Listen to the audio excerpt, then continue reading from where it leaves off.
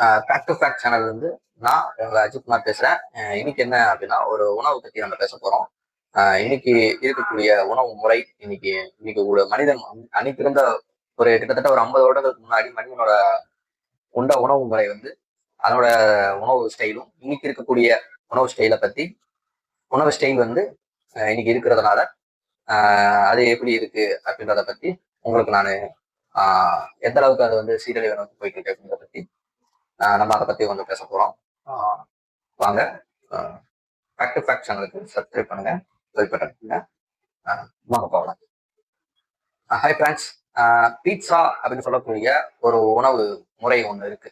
அது ஒரு வேலை உணவாவே அது எடுத்துக்கொள்ளக்கூடிய இன்னைக்கு லைஃப் ஸ்டைல் வந்து மாறிடுச்சு. அது ஒரு உயிரியல் ஒரு ஆயுதம் தான் நம்ம சொல்லணும், ஒரு பயாலஜிக்கலா வெப்பன் அப்படின்னு நம்ம சொல்லணும். இதுவரை கண்டுபிடிக்கப்பட்ட போதை முறைகளிலேயே மிகவும் ஒரு வெற்றிகரமானதுன்னு சொல்லலாம். போதை முறையை காட்டிலும் மிகவும் ஒரு வெற்றிகரமான ஒரு அதிகமா போயிட்டு இருக்கிறது பீட்சா தான் உணவு முறைகளை. கொஞ்சம் நம்ம சிந்திச்சு பார்த்தா நல்லா இருந்திருக்கும் அப்படின்னு நான் நினைக்கிறேன். கொஞ்சம் இந்த மாதிரி விஷயங்களை நம்ம கொஞ்சம் ஆழமா சிந்திக்க வேண்டியது இருக்கு அப்படின்றத சொல்றாங்க. அலுவலகத்தில் ஊழியர்களை ஊக்கப்படுத்த அவங்களுக்கு சம்பள உயர்வு கொடுக்கப்படுது. அவர்களுக்கு கொடுக்கப்படக்கூடிய உணவு முறை இருக்குல்ல, சம்பள உயர்வு உயர்த்தப்பட்டு அவங்களுக்குன்னு ஒரு ஃபங்க்ஷன் நடத்துவாங்க. அதுல வந்து அவங்களுக்கு உணவை கொடுக்குறது, ஒரு வேளை உணவா என்ன கொடுக்குறாங்கன்னு பீட்சா கொடுப்பாங்க. அடம் பிடிக்கக்கூடிய குழந்தைகள் இன்னைக்கு ஏராளமான குழந்தைகள் அவங்க எல்லா வீட்லயுமே இருக்காங்க. ஸோ அவங்க வீட்லயே நீங்க பார்த்தோம் அப்படின்னா அவங்களுக்கு வாங்கி கொடுத்து ஒரு வேளை உணவா கொடுக்குறது பீட்சா தான். பீட்சா சாப்பிடலன்னா ஸ்கூலுக்கு போக மாட்டேன், பீட்சா சாப்பிடலன்னா வீட்டுக்கு வர மாட்டேன் அப்படின்ற அளவுக்கு அடம் பிடிக்கிற குழந்தைங்களா இருக்காங்க. பீட்சா ஒரு உலகளாவிய ஒரு ஒரு எப்படி சொல்றது, ஒரு யூனிவர்சல் பேசிஃபியான்னு சொல்லுவாங்க, அமைதிப்படுத்தி. உலக அளவிலேயே ஒரு அமைதிப்படுத்தி தான் இது ஒரு வகையான ஒரு செயற்கையான ஒரு வடிவமைப்பு அப்படின்றத நம்ம தெளிவா புரிஞ்சுக்கணும். உணவுத்துறை வந்து வடிவமைத்த ஒரு இந்த பீஸா, இந்த பிளிஸ் பாயிண்ட்னு சொல்லக்கூடிய ஒரு சுத்திகரிக்கப்பட்ட கோதுமை அப்படின்னு நம்ம எடுத்தோம். ஒரு கோதுமை இருக்கும், ஏற்கனவே அதை வந்து சுத்திகரிக்கப்பட்ட ஒரு கோதுமை, அதிக ஜோடியம் அதுல சேர்த்துக்கணும், மற்றும் பதப்படுத்தப்பட்ட பால் பொருட்களை ஆகியவற்றெல்லாம் ஒன்றா இணைச்சு நம்ம என்ன செய்யணும், அதோட ஒரு மிக அதிக அளவுல சர்க்கரை வந்து அளவு வந்து சேர்க்கப்பட்டு அதோட குளிர்பானங்களை நம்ம வந்து சேர்க்கும் போது நம்மளுடைய மூளைகளை வந்து அந்த நம்மளோட மூளைகளை வந்து நிறுத்த சமயங்களை வந்து மீறும் அளவுக்கு ஒரு பொருளை வந்து உருவாக்கக்கூடியும் அப்படின்றத கண்டுபிடிச்சிருக்காங்க. நீங்கள் அதாவது நம்ம எல்லாருமே, நீங்க நான் எல்லாருமே உட்பட சாப்பிடுவது உணவு அல்ல அப்படின்றத நம்ம முதல்ல புரிஞ்சுக்கணும். நம்ம வந்து ஒரு வேதியியல் பரிசோதனை தான் சாப்பிட்டு இருக்கோம், வேதியியல் பரிசோதனையை தான் சாப்பிட்டு இருக்கோம். ஃபார் எக்ஸாம்பிள் வந்து ஃபர்ஸ்ட் ஆஃப் ஆல் முதல் ஒரு ஆயுதம் நம்ம எடுத்துக்கிட்டோம்னா சுத்திகரிக்கப்பட்ட ஒரு பிசைஞ்ச மாவுன்னு சொல்லலாம். உணவு விஞ்ஞானிகள் வந்து என்ன சொல்றாங்கன்னா ஒரு ரகசியம் வச்சிருக்காங்க. உணவு விஞ்ஞானிகள் வந்து ஒரு ரகசியத்தை வந்து வச்சிருக்காங்க. ரொட்டி என்பது வந்து ஒரு கண்ணுக்கு தெரியாத ஒரு உப்புன்னு சொல்றாங்க. ரொட்டி இருக்குல்ல, அது வந்து கண்ணுக்கு தெரியாத ஒரு உப்பா. ஒரு துண்டு பீட்சாவில மேலோட்டமாக ஒரு பை சிப்ஸை வந்து ஒரு பை சிப்ஸை விட அதிகமா ஜோடியம் வந்து அதுல இருக்கும்.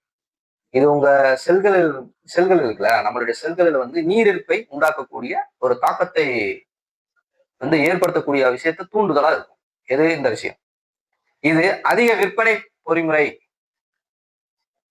அப்படின்னு சொல்லப்படுது. ஏன்னா இது அதிகமா விற்பனை ஆகுது, அதனோட பொறிதான். இதனால் நம்ம இரண்டாவது ஆயுதமாக வாங்க தூண்டப்படுறோம்.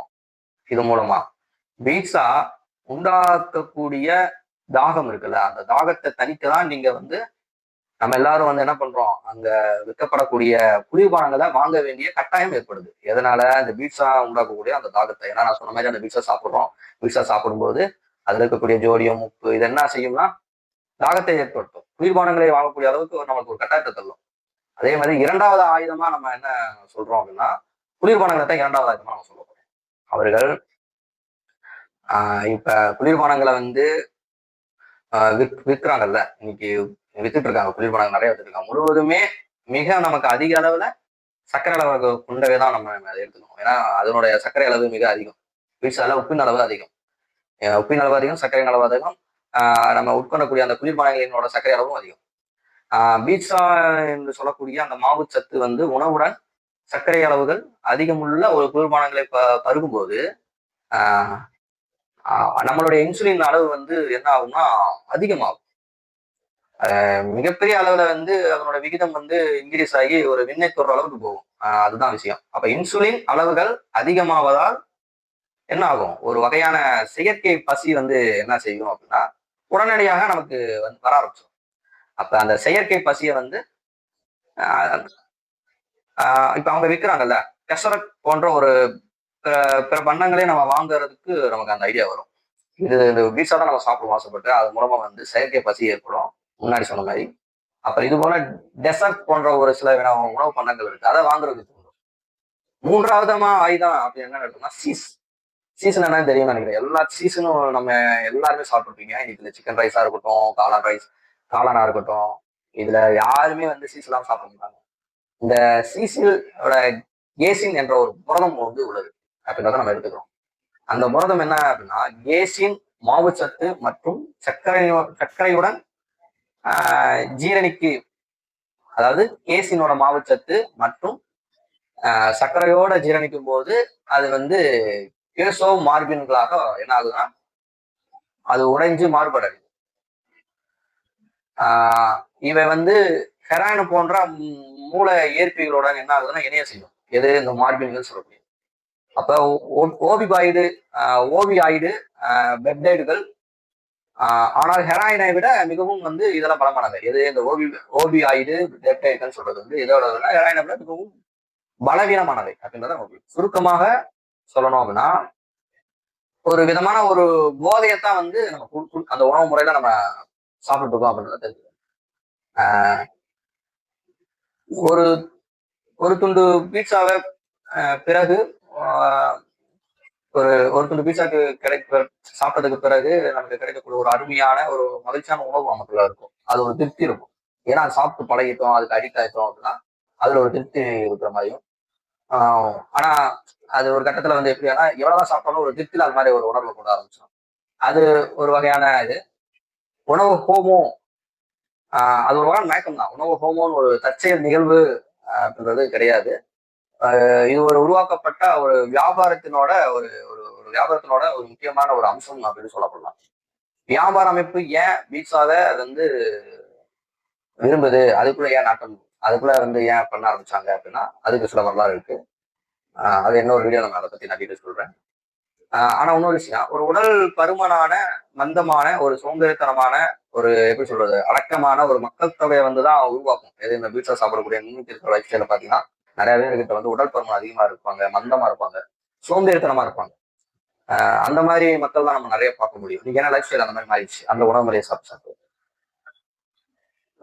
இந்த மாதிரி கிளர்ச்சியே ஒரு உண்டாக்கக்கூடிய ஒரு மகிழ்ச்சியாக இருக்கக்கூடிய இன்னைக்கு இருக்கக்கூடிய நார்மலா மக்கள் கிட்ட வந்து இது வந்து உருவாகிறது கிடையாது அப்படின்றத நம்ம புரிஞ்சுக்கணும். ஏன்னா இன்னைக்கு ஏகப்பட்ட தொழிலாளி தான் எல்லாருமே வந்து அன்னைக்கு இருந்த உணவு முறை வேற, இன்னைக்கு சாப்பிட்ற உணவு முறைகள்னால முதல்ல இருந்த ஒரு எழுச்சி கிளர்ச்சி அந்த ஒரு உணர்வுகள் இல்லாம இருக்காங்க. ஆனா அவர்களுக்கெல்லாம் ஒரு விஷயம் அது தவறு எனக்கு தெரிஞ்சும் கூட அதுல இருந்து அவங்களால தப்பிச்சு போக முடியல. அதுல இருந்து அந்த உணவு முறையில இருந்து மாற முடியல. ஒரு சோம்பேறித்தனமா தான் இருந்துட்டு இருக்காங்க. அடுத்த தடவை அந்த பீட்சாவை அந்த அட்டைப்பெட்டியவே பார்த்தா கூட என்ன ஆகும்னா நல்லா ஒத்து பார்ப்பாங்க. ஆமா, அந்த அளவுக்கு அடிக்ட் ஆகுவாங்க. ஆனா நீங்க நல்ல ஒரு விஷயம் புரிஞ்சுக்கோங்க, அந்த அடுத்த தடவை அந்த பாக்ஸ் நீங்க பாத்தீங்க அப்படின்னா நல்லா ஒத்து பாருங்க. ஆனா அது ஒரு விருந்து அல்ல அப்படின்றத நம்ம புரிஞ்சுக்கணும். அது உங்களை கட்டி போடக்கூடிய ஒரு போதை அப்படின்றத நல்ல தெல்ல தெளிவா புரிஞ்சுக்கோங்க. சோ இதோட இந்த விஷயத்த நம்மளுடைய வீடியோல ஷேர் பண்றதை நான் முடித்துக் கொள்கிறேன். இது போன்ற நன்மை பயக்கக்கூடிய விஷயங்கள் அனைத்தும் நம்மளுடைய ஃபேக்ட் சேனலுக்கு நான் வந்து ஜஸ்ட் ஒரு 10 மினிட்ஸ்ல இந்த மாதிரி விஷயத்த உங்களுக்கு நான் ஷேர் பண்ணுவேன்.